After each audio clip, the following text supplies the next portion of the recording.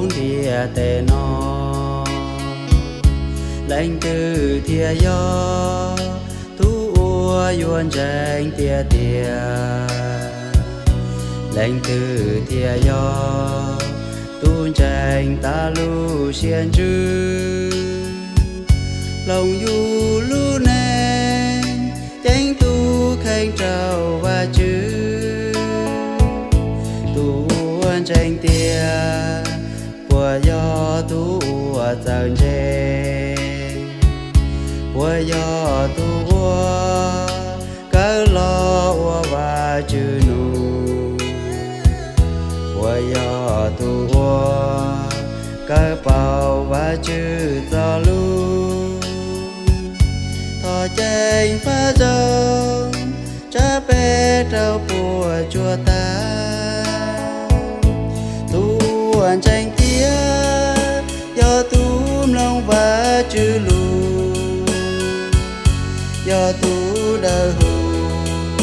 chỉ nhẹ gió kề phê mía do tuôn gian dây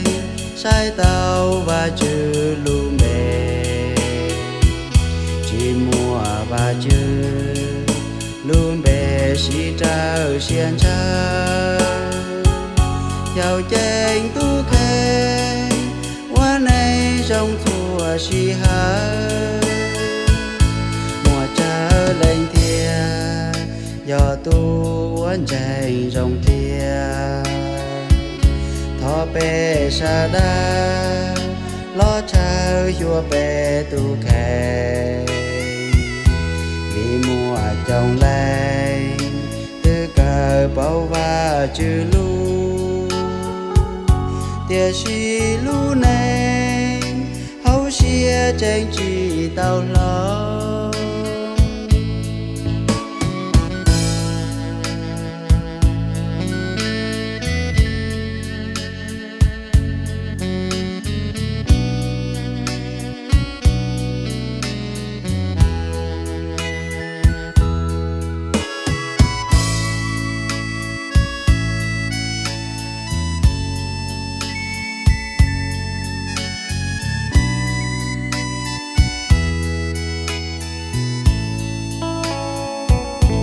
tuôn tranh tia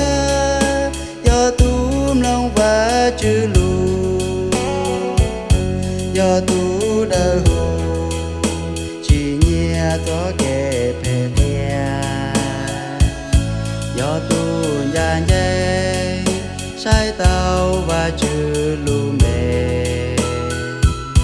chỉ mùa và chữ lù mê xí trao xiên trao giàu tranh tu khen qua này trong thua si hờ mùa trở lên thia do tu uốn tranh trong thia thọ bê sa đa lo trao vua bê tu khen vì mùa trồng lên tư cờ bao và chữ lu tia si lu này hậu xia tranh chỉ tao lo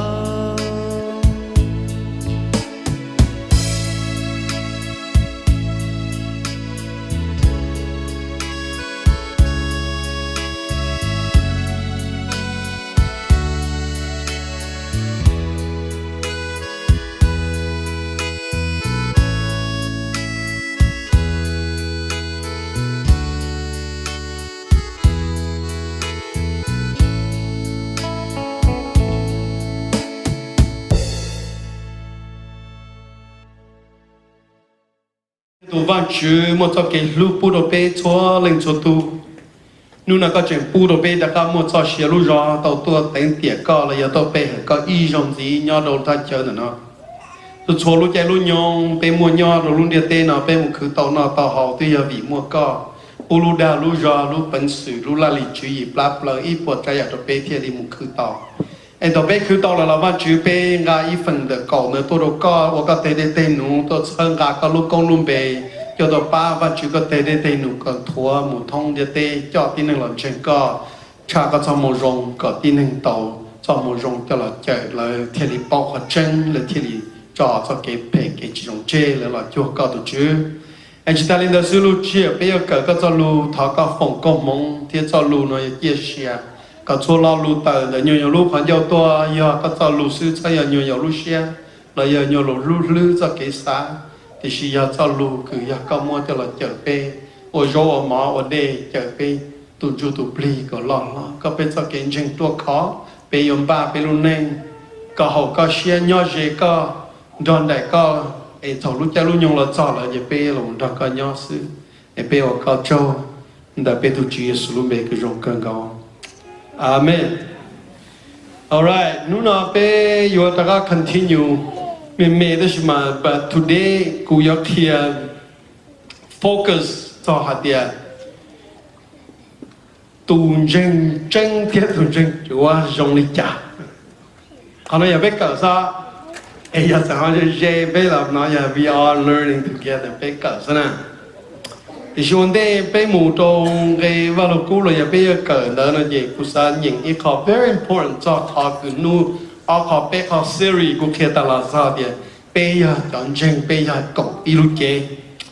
and I hope some of that words and scriptures still resonate in your mind and in your heart nhớ trong ý lúc xia nên cho tôi cho vào lúc cũ đỡ khởi cho muốn nên lúc này thì bây giờ ý lúc chế bây giờ ý bên chân bây giờ ý chế nên được tiền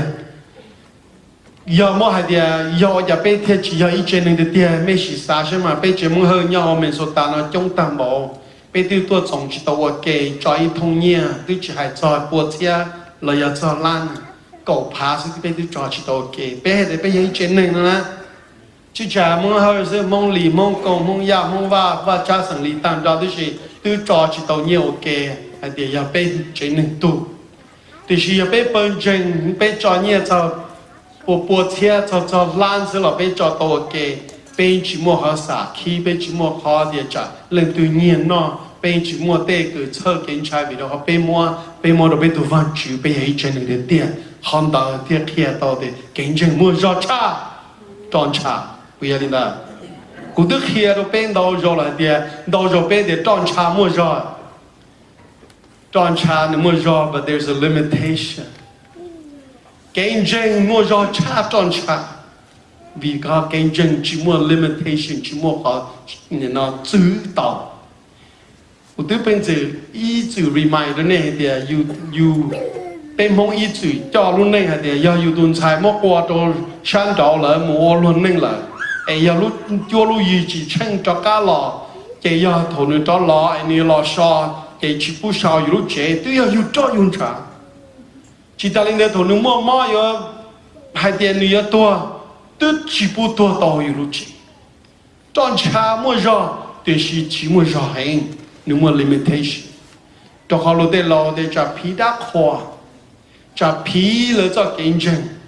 giờ lên là để chạy tàu để cho kinh doanh mua giò cha giờ lên đây thòng đó là để mua trà đồ sang đó lại rồi giờ cái cứ đi cái是路更高竞争更高哩了我哋嗰份kia一直 remind 到俾啲，啲路做咗自己的路瓦斯，你落多到都佢下都佢哋攞是起皮了嘅，即係你洗只有佢啲起我佢啲伢去到一路這路咗，一度唔要了一山路了，啲路只是也才到的轉差起冇咗。變咗競爭冇咗，有一家這一個我炒到股了股下子到都高。我头都高了，高下去到了股，被年去木娘一路上被到娘到一路上给被洗路被莫给下子，可能 no limitation 去莫给住，不要的。人家都隆重讲，给包装给鸡呀，他我们叫了么 conclude reminder 被错读，哎呀，你哈里那的 just as each of us has one body with many members, bé ilang mo ilu chế thì xin nu mo non đau ya, nhớ đó holy tê li tơ, cái pla nhung, chế mua con chư, tôi cho ya y khó chỉnh chén chân theo vào lu chế nó tía hay thì ya ilu chế, giờ mo sai tê tía là chỉ lu chế nó nửa short là, mua sạch kia nó dễ lỡ là chỉ dùng mua lúc tao dễ là chỉ dùng số chua ya nhau đồ lúc chế chỉnh kinh những thứ lên đó. And these members do not all have the same function. Số chua ya nó yêu lúc chế nó chỉ do thì tôi ý dùng ý dạng của sự nhiều mua nhiều ya cứ nhiều mua bằng sự tôi tao nhiều找chỉ dùng ý dạng chỉ thông. còn chứ nếu tôi tao họ lựa chọn không mua我好了走，看住我好了走，看咗我好了走，走到不牛走，些走走，错呀，你莫你一靠帮衬，你莫你靠本事了呀，靠 ability 了呀 ，capability 嘅話就不都被摸，一人冇靠，真正更高。有你莫係痛的，啲不牛啲些定住那都得了，落啲就查。你冇做就笑，你冇做的爱流里那么真到差的一路好冇去报了，真正更高。上到肉有差啥一点，有好你们没事就去真正，但是有好们没事了，我就说真正更高。So every person 都错都的人，佢要俾人真正要到like to see life in Christ， 没真正蛋挞都都完去。然後三條鬼主要是去傳夢，老人哋呢係路大歷史貼正經，no，是傳夢考你做正經，到是傳夢考是個考你正經你考，有做到說有到電腦都能夠做啲，我做乜個硬幣，亦個叫硬幣能我個到硬幣書，又話做乜硬幣，亦個我個到裝幣，又話做乜裝幣，又我個到港幣，又話做乜港幣，又我個到能港幣，那係我就做 requiring 的事。我就知道我硬幣個係，我最後講我講到港幣，你有冇港幣個係講我到一半幣呢？我就知道講講你，我就冇你講到講，我就做 require in return double，OK， 要講就到能講，一就到20。เป็นตัวประธานยอดตอนดัด district ในฮารินามัวเราลุนจะตัว encourage ตัวเป็นในฮารินาเดียเป็นจะสื่อฟื้น as a pastors。We understand the significance of the body of Christ. เป็นเต่าเขาคือเจ๋งเก่งดวงใดดังจีสุรุเจ We know that each person in our congregation เป็นเป้าเดี๋ยวจะชั่วตุนเจงคือย่าเขาเป็นเป็นเจง is uniquely created with divine gifts. Uniquely created นั่นหมายถึงว่าจุดชีก็สุริก็นะ unique จิไม่ตัวตรงลิก็ก็ที่ยาก็รู้สึกจิไม่ตัวตรงลิก็แต่เขามาจุด uniquely create ก็ with ดอก็รอส่วนตัวรอก็เชื่อรอเต็มได้เต็มเปลี่ยนเลยจะรอให้รอเล็กก้าต่อเล็กก้า that's physical aspect แต่ชีว่าจุดเนี่ยเดียไปรอส่วนตัวรอว่าจุดมั่วของเปลี่ยนดอไปรอ spiritual gift divine gift ability born with ไม่เชื่อมูเกินเจไม่เชื่อเนื้อจุกเกินนี่ที่เจ้าแต่ฉันไม่เชื่อ I believe that you รออยู่ยังมั่วขา ability รออยู่รอละตัวนี่อยู่รอนี่เจ้านี่เนี่ยเขาเช็คจะถูกย่อจะก็ปัดถอยแล้วจะยิ่งโดถอยจะตรงนั้นจะรอจะ mechanical engineer นะตรงนั้นนะ好多一個同有個把車的人去搞，去關鍵我們搞吉他，叮，這都那這樣 musician director 哩那都那呢，來要 composer 來要 singer， 都個同有一個搞香港那個嘛，怎麼去搞香港那個，都那怎麼小香港啊？但是都個嘛都嘛你真買嘛那個香港嘛，都那這都 singer， 這樣是呢。So when you're born, God already give you a divine gift. เขา divine gift เนี่ยอย่าอีกเขาเป็นสื่อคือว่าจุดจอนจก็หลอก is part of who you are เมื่อได้เขาว่าจุดปูหล่อหมุนเมื่อเป็นสื่อเคลียร์เจ้าเคลียร์เจ้าเทส哪里怪真เทเน่นะอยากกูมัวหรืออยากกูจะเจ้าเที่ยอย่างเทเน่กูเจ้า that's my gift แต่เขาว่าจุดปูดอกปูดอกปูหล่อโอเคเมื่อได้ตัวเจ้าเคลียร์ให้เจ้าเคลียร์สมานี่เคลียร์แต่เช่นสมองเรานี่จึงสาเคลียร์นะไม่ที่จริงมื่อที่ตัวมาจากน้องว่าจะรู้ช่วย prophesy เดียโอ้ว่าจะให้รู้ลินาลินาปีจุดตัว小我รู้นั่นก็好ว่าจะเชื่อมื่อที่ตัวว่าจะพูดที่很 give 说ลินาหนึ่งมั่วไปสื่อ communicate ตอนนั้นว่าจะเดีย what is the outcome เลยอ่ะตอนเดียยมมั่วเดียจะเชื่อจีบเลยอ่ะว่าจะจะรู้ให้ลินาอย่าให้ลินาเดียใช้ตอนรุ่นเชื่อต่อตัวรู้ก็ that's a prophetic gift เมื่อที่ตัวหนึ่งมั่ว healing ต tụ mua healing gift đó mà chúng mua rồi nếu một tháo chỉ dùng thì tôi chỉ mua cho bị chân nên cái lý dùng là dù mà chỉ cho thấy ta phần từ lúc ta kia thì nên chỉ dùng thì thay đó thì chỉ mua hàng kia bây giờ là thế mà để cho wonders lại là để do wonders nhưng mà để giờ qua tao beyond normal là giờ cha khả năng sa chỉ cho là chỉ tao để giờ lên đó giờ chỉ mua được mà đi tu mà chỉ mua là mua lúc chỉ nhìn chế hình wisdom knowledge mà đi tu mà kinh đỡ song đỡ mà cho cô hay lu này cái cô song đỡ gì cô chỉ đi查了但是叫个再上到那个了，小弟那还努力估计查的。一人呢，一人人知道错呀，一人当民主，一人好，都有个有我到的话 ，every person nobody is uniquely created by God and for God and for the body to function。哎，个我到我去当节目 ，that is why 正经个被到里的，你看几年的。Our job is to reconcile those gifts and mobilize people to act as one body united in one purpose. Si basically they know cứ yo to recognize me trong gift thế này yo to kia bây giờ sư phụ thì me kinh à chị mà bây giờ mobilize mà thì cho là một organize ok cho là một sĩ trong ok cho là một sĩ trong ok thì ok cú kinh khăn nó kinh khăn nó cú kinh khăn nó kinh khăn nó ấy tổ bây là我到里那了gì to act as one body bây thì là một 我到一天努落里路几呢我一靠共为路线目的做嘅mà bây giờ một trò chơi才地路有冇才地路才地市有冇才地市得市有冇上落得路有冇上落到有冇打機有冇打那啥的路街中的那你冇找的啊路街中的那这他冇了嘛绕啥他冇找的啊那是啥的叫能去上啊都能够更差不了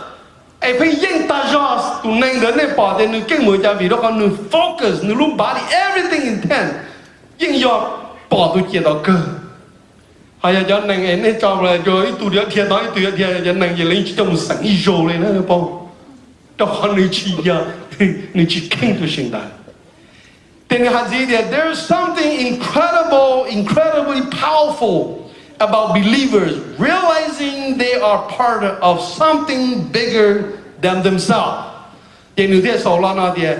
there are something mà người ta muốn thấy là cứ chân kinh cần go incredibly powerful muốn rõ hình. Cho biết chọn chính thôi biết realize hay biết tao hay biết bốn lần là ý part something bigger than themselves. Lot cha biết tụ kinh. Yêu ý lần sự yêu chỉ tao thì là biết sure được và thì biết tao. Xin到时候被杀的被一扔是也被我刀，被一扔是被我去刀。And so they give an analogy about horse. One horse can pull maybe, I don't remember the exact amount of pound, but I would say, what, 2,000? Something rough like that. One horse. But if you put two, then they increase. It's not 4,000, probably about 6,000. But if you put three, they increase not 9,000 but 10,000. So you eat like so that you do the up pound. Thì suy to all lên là chỉ tu cha ít đâu nên gì là, chỉ tu bay lên là chỉ cha kiện gì, ít bộ ít gì thế. So when together you go stronger. Ni trong linh ta. Mà bây giờ nên nhớ cho trong lúc chế giờ lúc chế chuyện kinh khẩn khẩn. Anh cho văn chữ ba rồi bây giờ là cái bây cộng tàu lúc chế bây tiền. Anh biết theo mù tao tôi nhẹ bạc cơ anh biết lo phía giờ đó chứ cho nên là chân vào chữ có chống lý chống chấp là mù cha bên chân còn đau lên đau chấp là ba có bây giờ nên nhau hồn trong trái nó làm chân vào chữ còn đau lên đau còn đời giờ biết lo phía biết chỉ cho giờ sao cho biết được khen sư để sư có biết sao cho lưu tu hành cho biết được khen giờ tôi biết sao lên đó chỉ biết theo lý mù cho nên làm chân vào chữ giờ tôi biết sao cho biết được khen sư biết chỉ sao một cho nên là cho mà chứ anh giờ nên nó biết continue cái cho hai tia họ bảo kia tao hai tia cho lợi Giêsu ca chân giờ lên từ thiên cho chúa hai giờ lên từ thiên cho họ vẫn chỉ cho luôn những mua pe những đại diện phải những mua đầu cha thì chỉ có mua pe ya identicalเลยcho là identity cho là kia tao đồ pe thì what's the true color giờ thì kia thì chọn chính thì chọn chính chúa cho xấu thì chọn ple giờว่าchỉ cho luôn thiên thì mới cho giờ xấu mới cho giờ ple xấu giờ là chi xấu thì nó giống liền ple theo à chỉ mà chỉ mà luôn nan chỉ mà luôn ple nó họ nè chỉ mà luôn chú nhớ đó nè cái này thì xấu sự ple nó mà vì nó mà luôn chú nhớ đó họ nè cái này thì ple ok so họ chẳng kinh có biết tao lino ý ở đó giờ một thả ra đi giờ giờ biết kia tao tuần trình nó giờ ít tuần trình chính giờ ít tuần trình chúa tao biết hai mà hai họ lúc chơi nó nhìn到rồi giờ thì sẽ bé lên nó giờ nó phải cẩn xí nè thì dùng vật cho luôn được kia thì vật cho luôn dùng lên để trò ấy trò tôi đâu bé ấy cả bé bỏ bé khó chỉ dùng ấy giờ thằng bé bỏ thì bé chỉ dùng có từ lợi thì bé tao một khó xí bây giờ đi đâu cho chỉ nó sư phụ nè này chỉ nó sư phụ giờ này chỉ nó từ hả này chỉ nó sư phụ thì sư phụ một chỗ rồi sư chỉ cho ta chơi trò này cho họ sư cho để này chỉ nóว่าchỉ sao giờ này chỉ nó sư phụ nè hiểu không ạ rồi đó tới rồi mà chúng mình đây là nhà rồi bỏ tôi rồi này giờ nhà nó chỉ giờ nhà thóc cờ ra mày ra những tao cờ don't take it alright okay mấy con nữ thiệt thì yo identify tao ít tuần chính chân giờ nhớ là cho gì nữa nè trong đồng the tree bad tree and good tree how can you tell cái yo kia tao thì trong đồng này trong đồng rong thế trong đồng này trong đồng chỉ rong cái giờ làm được cho chỉ sư nữa nè nothing else you can't tell by the leaves you cannot tell by the stumps and you cannot tell by the branches but you can tell by the fruit and what kind of fruit is it the fruit that is by the way they act wow vậy bé thế đấy tao bé giờ lúc chỉ sư mà mới được chỉ sư ok no problem nha chỉ sư kìกู啥子了กู是 you know 你有包的被人称被你弄自己呢但是嘛却被不要自叫自雄是呢 ok so fruit 要好被定路个被我打呢 the way we act 好被我取多看到贴贴到叫自是呢看基本上被一个一看自己还做好点只是我比指着 the goat and the sheep bí cho tôi chú chó để làm gấu nó mà cho mẹ đó cái cho già rồi nó chỉ tao hay cho chỉ tao lơ đá đó gấu theo si cho chọn chừng á ok cho lơ đá đó ok mai thì cho lơ đá xưa mà sao thì chọn chừng cho lơ đá ok cái chọn gấu nó mà giờ cho tôi cua bao nhiêu là tôi cua thì sẽ chọn gấu à nếu bao thì nó sẽ mẹ nó cú sao thì mổ mẹ chỉ tôi cua đấy cơ I was surprised the other few thằng bé nó mới cũng giá tao lo cũng buồn thêm mẹ mà cho mổ cho tôi cũng là chả tôi xong nó cũng thêm mẹ cho mổ tôi cũng tao luôn đi là để chắc cho chỉ lý theo lấy xem nào ok你包姑呀chị à你包姑呀chị à đây là cô chuyện khẩu thế à姑你symbolize你比较 power ok phải chỉ là你包你多少代就没干，被叫包你莫会起差被叫谁来了？接了还啊？你莫会起差，你都公得差啊！啊，所以我哋我全部保家冇咩，那公得的店我哋哇！我家我去抽保冇咩，我估啦。Gu symbolize 比较 power， 要讲的冇 power， 比เขาเป็นจะเนี่ยเนาะเราเอาเลยต้องยิง刀叉，แต่เราไม่ฝึกขี่叉，แต่เราให้ลุนดอ叉，เราให้ลุนมุกวา叉，แต่ chỉ bây giờ chỉ chạy ở đâu cho tao đi ô dễ về thật gì nè con nào cũng chỉ đâu sâu nhau nè chỉ lấy chữ lò ra so bây giờ cởi sẽ cũng một chuyện tao giờ chỉ một chuyện bây giờ continue after next week bây giờ continue ha tiền tuần tranh chủ ở trong lịch trả và chủ thêm mua cho là bị xử lý đã cái này mà cho lúc bên mình nhìn nhau họ mà thầy trong cổ bê nè mà thầy trong cổ bê thì là cổ bao cho cái bê cho is really talk about the weeds and the wheat là cho thầu thế chấm lệ Chúa Giêsu hai cho thứ tỷ là cho lỡ ít khó parable là ý ra lù bị dữ nữa nè Nghe thì the kingdom of heaven is like a man Nghe thì lúc mà chú lúc tới chơi trong ly ít tụi chỉ nên whoso good seed nữa cho ít cho nông rồng nữa nè nông lệ rồng cho một chế cho hồn người ta tê But while everyone was sleeping, the Shilusia sẽ được cho ra ta lại nữ tù yên chúa cho chỉ li lò một cho ít một chế ít cho hậu cho lệ thia cho nông lệ thia thì nữ cho mua là hiện cái này có cho nữ thì when the weeds sprout and fall heads then the weeds also spare nữ thì thầu Lucia cho blend đó cho ta công thơ thia so lo cho cháu nữ cu chỉ li tàu tua thia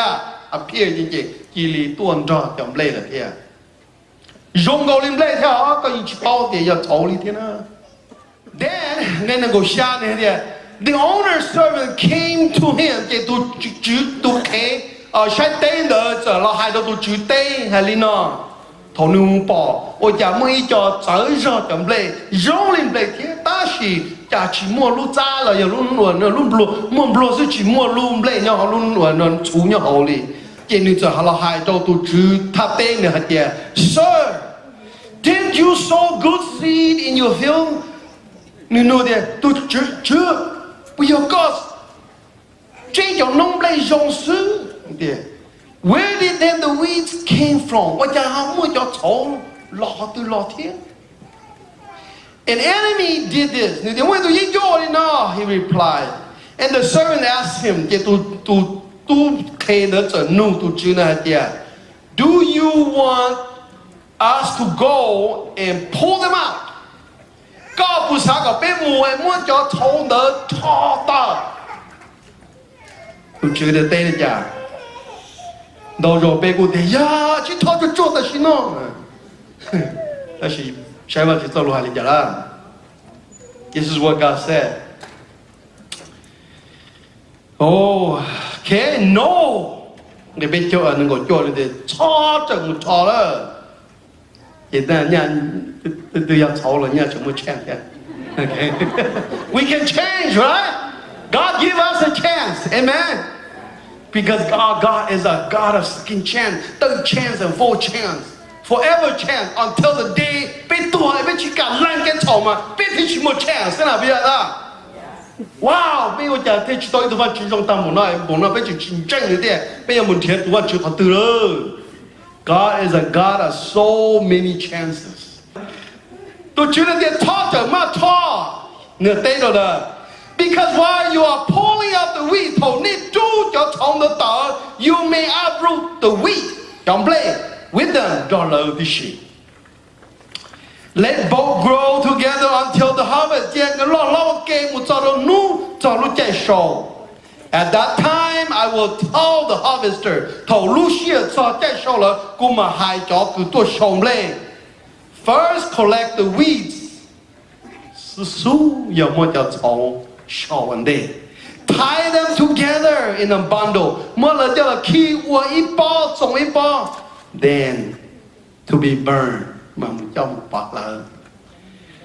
Then gather the wheat and bring it to my barn. Chỉ nên mà mù cho sầu chấm lê cho là cho của lúa cha. Wow, thôi nên những này nên thêm bao thì ok. Đâu rồi bây giờ ý chọn gì? Họ tên mình is illustrations nào cái nói biết cái ok sao? Okay. thầu bên mấy chọn chuyện ý family nhau nó bên mấy tu họ chỉ chuẩn chuyện, ok? Chỉ chuẩn tôi chơi, khá chơi, là vậy chỉ tôi chơi đi, thì chỉ cùng bên nhau chơi, nhưng mà thọ cũng chỉ đâu.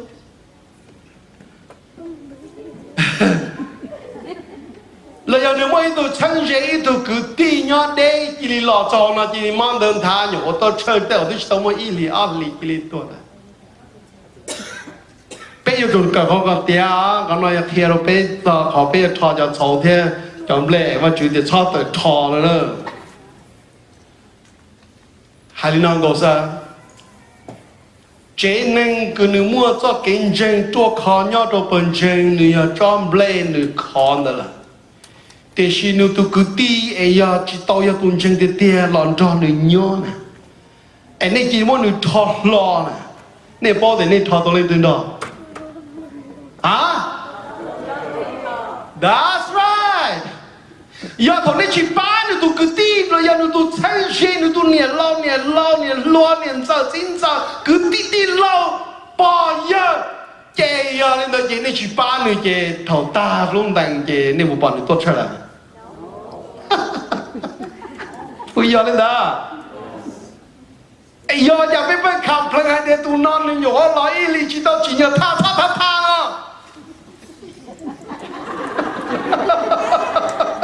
Chỉ nhờ ba à. This is what I want you guys to understand. Và chú cho cái lũ và chú xa có cái lũ thì tia. Ây giờ lên đó bé tao ba tụi cứ nữa ba chỉ tao nữa tụi khen. Đào thì sao cái lú nữa nè, bây giờ đi đó, thế, chỉ không nào, giờ họ kia đâu biết có biết tao, tuần chinh, bây giờ chỉ hai lên đó kia đúng không? Bây giờ hai chỉ sẽ sát sẽ đỡ là chỉ mà, còn này biết cỡ sao nè, ai có biết tao thì thầu nữa mấy tu chinh tu xe tu niệm giờ chính giờ này lo chỉ lo là giờ này lo chỉ lo là giờ cứ đi lo cứ ấy nếu chỉ cho tôi chơi nếu mình chỉ khá chơi thế rồi nếu những ý chỉ tôi chơi đấy là thầu cho là chỉ muốn là từ 3 年 thà luôn em biết giờ gì là giờ ô giờ có cái tí gì có mà thà có tôi biết chỉ không thà chỉ thay到的被炒到到冲的嘢被炒上不了bây giờ là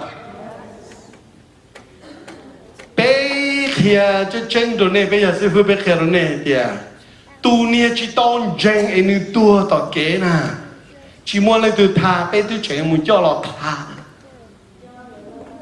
ai yêu nhà bây mấy tu cứ đi nhau nè mấy tu đi lối tu cứ là vậy tu mùa tuổi chỉ muốn từ thà bây giờ chỉ cả thà à cái菜到底被炒上来能装都炒这个你多的是吧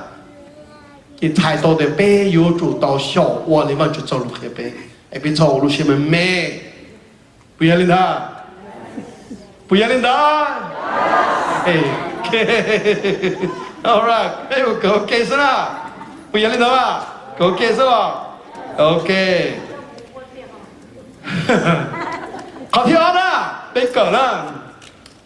要么他就能够亲个，能够起着个bé就。bé nữa đó, ta chỉ mà quên chỉ nhìn ta của tròn thì nhìn cái bé chú ý rồi cái bé chú bé, chưa chỉ tao là, nếu hai nữa thì người nào ta brother Paul tôi muốn ta là một elaborate mình chỉ đó là,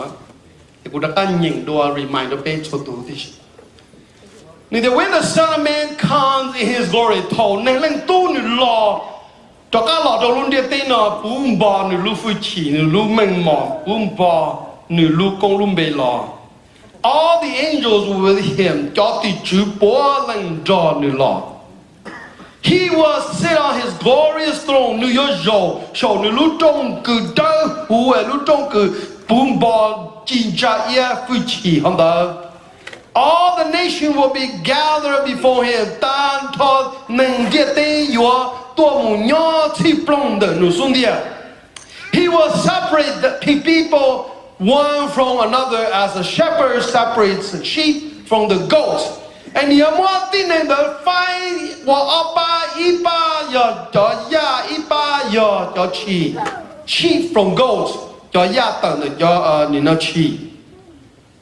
He will put the sheep on his right and the goats on his left. Nếu mà cho chi cho người sa si chỉ tao xài thế này ya tận rõ. Nếu mà thì cho nếu nó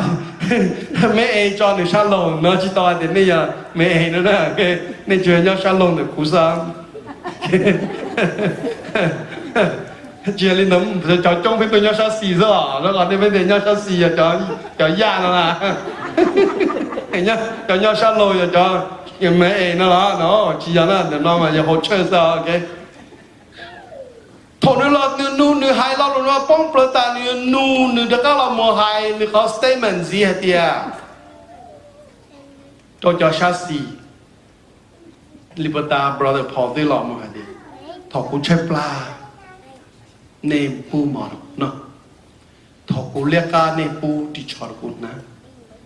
thọ cũng nhớ mua nêm tua sai sửa cũng đã không mỏng.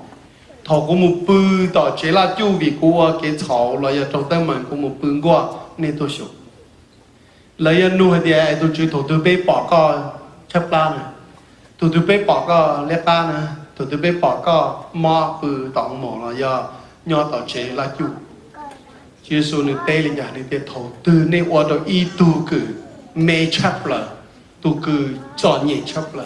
tu cử người chỉ muốn no chỉ muốn na tu cứ mua game tu cứ qua lại trâu lúa anh nó mua phe chỉ rong trâu lúa cái này một lú tuần đã cái này lú cuốn đã này lú cuốn đã giờ bây giờ lú chỉ số cái này lú chọn đần đã mà đây giờ lú chỉ số không được define tao đó thì tuần chân chân giờ đó bây giờ tu chân了，bây giờ tu ya了，bây giờ就到路都跟你路去到呗，早给路的天呀，早给路chân。其实我一看路边只做有 Good Samaritan，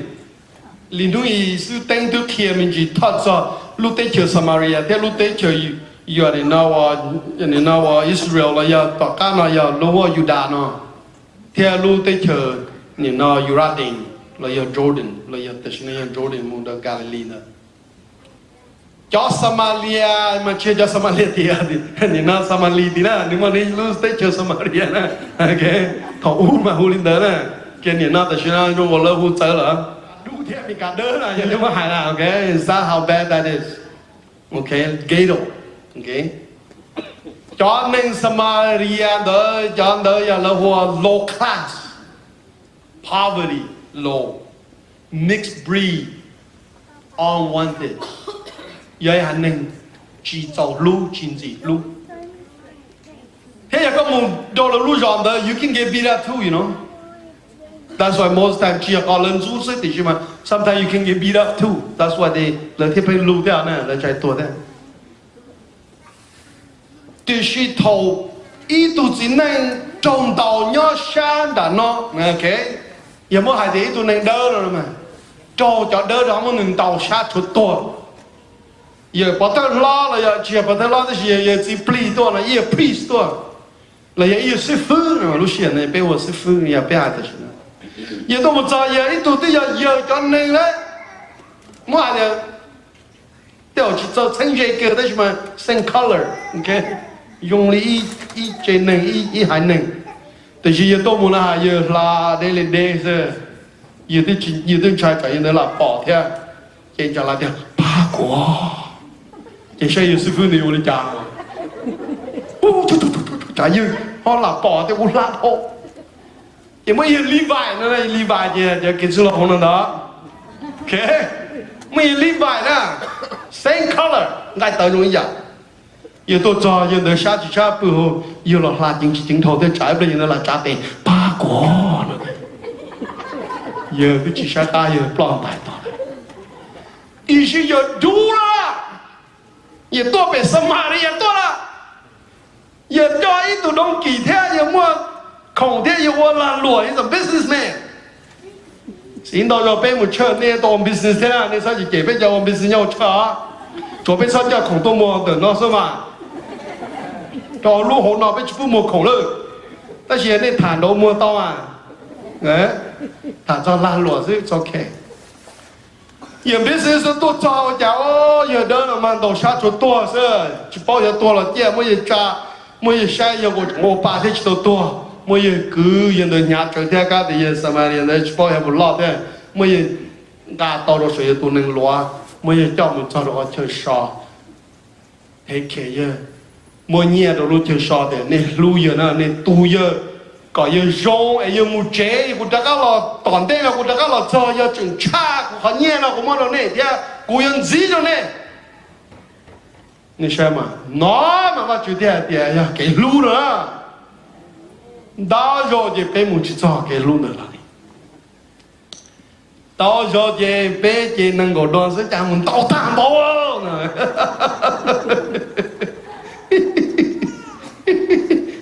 rồi chịu đoán chẳng muốn tao tạm bao nè có ra giờ yêu lưu là mà họ có muốn thì chỉ mua là để需要头马高了嘛，要个去路着的马了，不要的呢，都要个那个最多干嘛，干嘛比这个差个去他妈，得需要的多嘛，他一波马个呀，不要的 ，OK， 我就去到个摸差，好个去摸，我就做个摸到里个摸到谁。看到要不就在记录呢 ，OK？ 哎，我主要耶稣呢，还都叫到你那下下路，叫个要起的，你还讲，你还一样讲，你还一样讲的，就是你得透过吃不拉，你情感嘛了困难，透过那个你情么的吃了困难 ，so it's just the opposite。tu cho ya ya cho cứ mua cho chỉ mua ya cho chỉ thế nào the difference is give and don't that's it the main is all about decision making to change from one to the other spectrum it's about decision making chính chỉ xét thế nào tu chỉ gì tu chỉ cả mua chỉ cả pass tu ya gì tu I want to sacrifice give And what you tell that it is more blessed to give than to receive. Cú vậy tu sư phụ, có mấy lúc tặng tua, có mấy lúc trong lúc cò, có mấy khả năng có hậu, cho cần cầu yêu chủ nên gặp lo cho đi bùa đó sống. Ấy cái tu sư phụ đó ilu liền có một giờ là lo chi rồi xa gì rồi cầu rồi tê rồi chừng cha thế. Ấy cái chuyện của tu sư phụ nó cho chọn nhẹ, ấy cho nên nó ấy của nhà chửi tao hết từ rồi. 不要的吧？来一车车的师傅就要到车间特斯拉，那你也是天的啦！不要的的啊！来得去把的师傅撒个饭保利家，头师傅去摸了，那传保利传的家的师傅传单传照传的八道功德，用些的底子给有些是师傅都用些了。 There are times, whatever I have, I give it all. And I have to scramble to survive.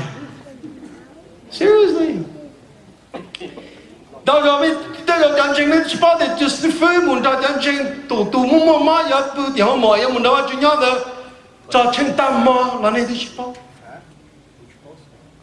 Mấy giờ chuyện cho giờ để rồi giờ mấy đồ cái tin này tao cho sẽ được chơi. Mu nhỏ cho cái để tụ bao nhiêu bài chế tí xí là chúa yêu đó tụ to nhỏ xí, tụ họ là chỉ tụ thâu nè, cái tụ gió còn nên tụ thâu nữa mu cho trả lại làm nhiều bỏ khó từ đây,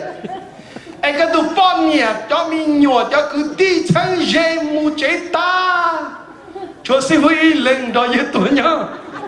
là sư phụ thì chịu lý cha, cho họ tên đừng để ya duyên sầu xét qua. Mà nó là đây là bây giờ chúng ta chỉ bao để sao thì sư phụ bự tao chế cái công sự cho ra trong cha đi một tên lúc xưa nó lên nó blizzard sub -30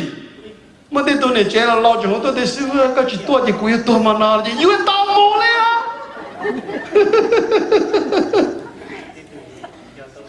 cái chỉ mua vậy là chả nó có mà chứ tôi chỉ cái là tôi tên đủ nó chỉ mua ít rồi có chỉ mua ăn rồi có chỉ mua bé rồi thì mà chú chỉ hai lũ có gì ta I served for 30 years. I remember I only missed once. And that one, it already cost me something. Em mấy sự thì bây giờ sư phụ phần trong của chị bao để học trong bộ lịch trả đấy mà. Sao nó thì nên má nên chỉ má thì lúc xưa là nên chỉ bao để lúc mà má nên chỉ muốn tháo cho lại hay là sư phụ thiên này của chị bao thế này. Mà ý rồi ý tu này chế nên tu má nhà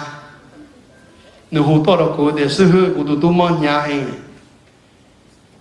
Em có tu tháo cho đâu có tu.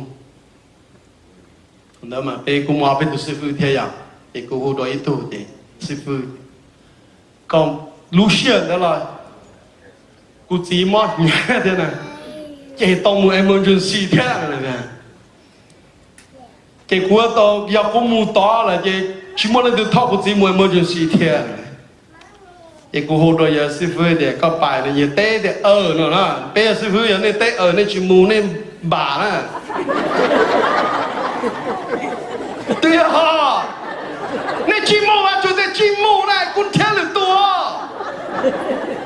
积木有点点二，那但是有积木嘛，穿的还得拿嘞，都还得拿我就去洗。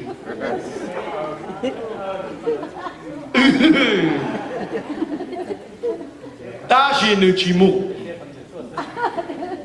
那包的古东的店那有路老啦，看到到整别找弄了，东的店那到。cụ thể hai đó giờ mù là gì cụ thể là giờ này là gì cũng mà thâu cái gì mù hông mỏ emergency gì cụ tự cho nó rong sinh lúc trước là mà nó theo tại giờ chỉ mù là nó thông theo cụ ý chỉ chuẩn đỏ thế là但是mà ban đầu cụ chỉ liên đỏ cũng play cụ chỉ liên cụ sát tiền nó toàn cho sự thành có gì tụ đi tiền nó yêu lo để lại nó chỉ tụ yên cái cụ tao muốn emergency đi xí thế, ô mà chủ đề giờ có hai cụ rồi, cụ chỉ muốn mà thoát gì là đủ rồi, tụi mình tu này yêu là tu, nên nó nói là yên rong thế đó mà những cái gì muốn chỉ tao cái rong hay lúc chỉ rong, đó là những món meningitis, những lúc tao bắt lươn rồi, cái gì ở tâm mình, thế giờ chúng nó giờ thế giờ cứ here to pay the difference between two chua and two chân. It's about decide decision. And closing, lúc xưa tôi đào thao là cha của chuyện trả tiền nhiều quá, bi xưa nào tôi chỉ ta là, but ta của tôi nhìn cái là cũ nữa là, here to pay có pay bao tiền, tu sư phụ cứ tranh tu sư tu tranh cứ tranh thì chua, giờ làm được yêu tây nụ cao sư. giờ có hai thì có lú lúa chỉ lú sư cha là hai chỉ lú có hai thì có yêu hoa chỉ hoa có chỉ hoa cha hai đâu rồi bây giờ chọn chuyện bây giờ cái gì bây chỉ chính pháp gì bây hai thì bây hoa thì bây chỉ hoa bây sai thì lú tua là bây chỉ mù you call nine and if you don't careful you can be a sheep or you can be a goat that's how fine line is no rồi nó nói bên mọi tu mong bà ta chỉ nên ngày mong thành tua bên chỗ tua ở bên thi đâu nữa tua ba nữa ở bên thi này gì yêu sẽ hay tiếc cũng không là cũng mà mua chỉ không là nha chiều đi trả lo lù đến nhà yêu chỉ ở đi trả thì yêu chỉ lên à ok tao là lù rồi là lù đấy cụ chỉ mù là nhà lữ tu yo mù ye chỉ ya nữa bị nhà giờ chỉ ya nhà giờ chỉ ya nữa ya mà muốn liên đan thi à khó chẳng chén chấp là yu chỉ mù là chỉ yu tàu hu tàu tu nên tu thời cho y tu thời cho là ya lữ chỉ nên đấy thì phụ mẫu họ lữ họ nó ta cổ của tôi chỉ tàu mà ta thấy chỉ ở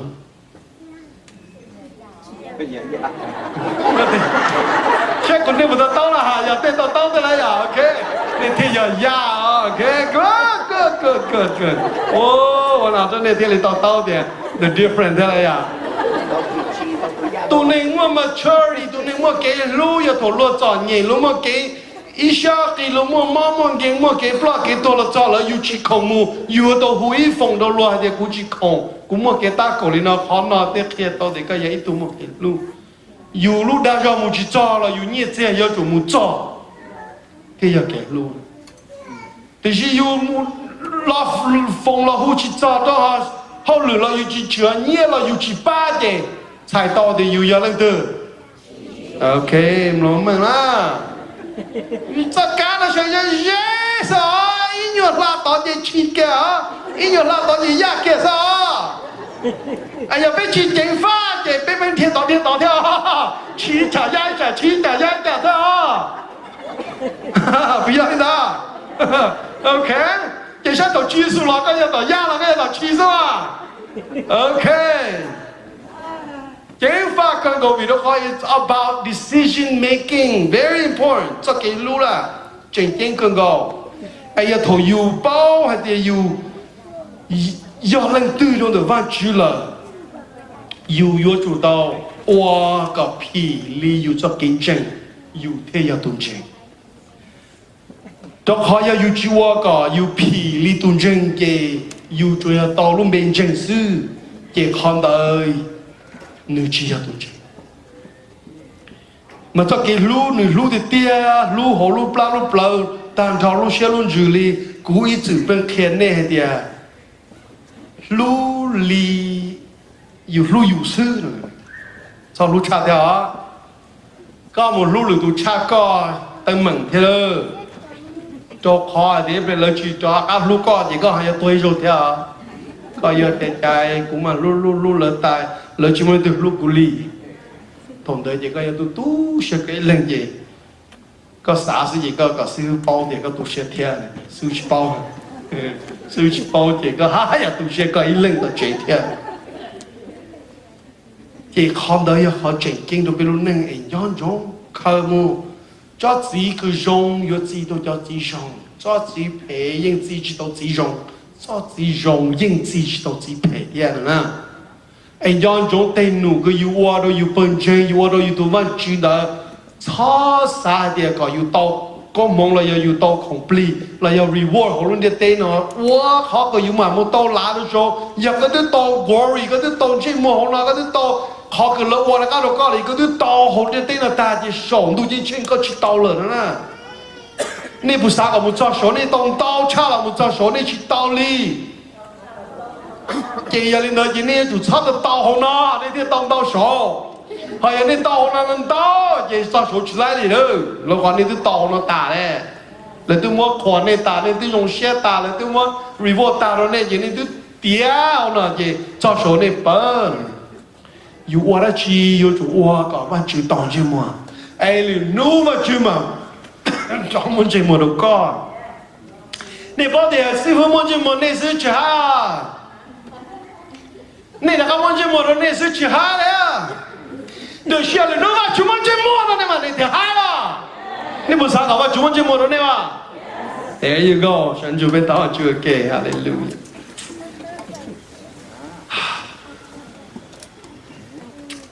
วันจัวก็โจรก็จะรู้นู่นน่ะก็มันจะละเช่าตัวเป้ก็เป้包下แต่วันจัว